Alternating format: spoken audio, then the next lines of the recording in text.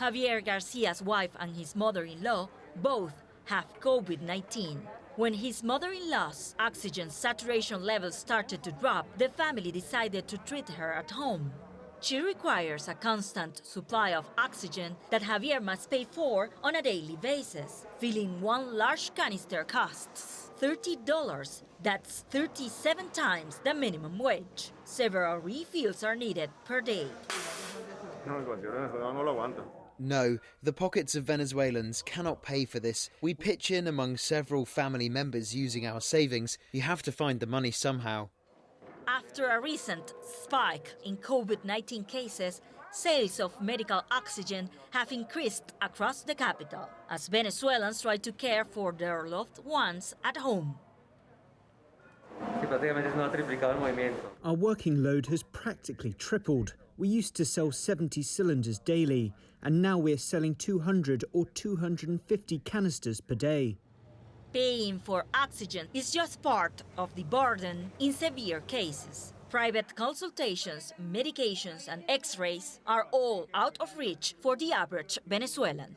97% of Venezuelans do not have an insurance policy to deal with COVID-19, according to estimates from the Venezuelan Chamber of Insurers.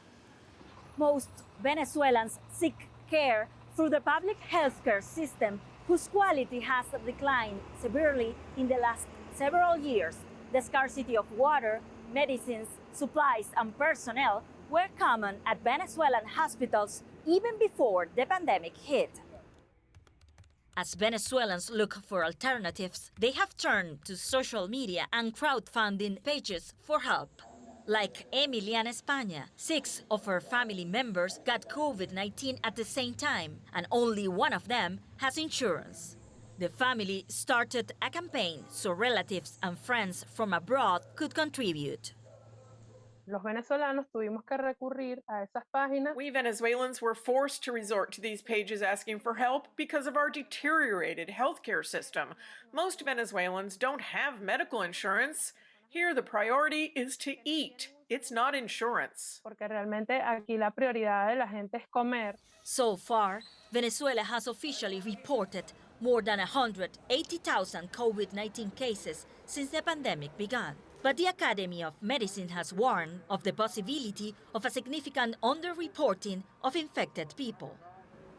Today, Javier Garcia is living with the oxygen cylinders for his mother-in-law. Despite the financial burden it represents for the family, it is a price they are willing to pay. Triny Mena, CGTN, Caracas.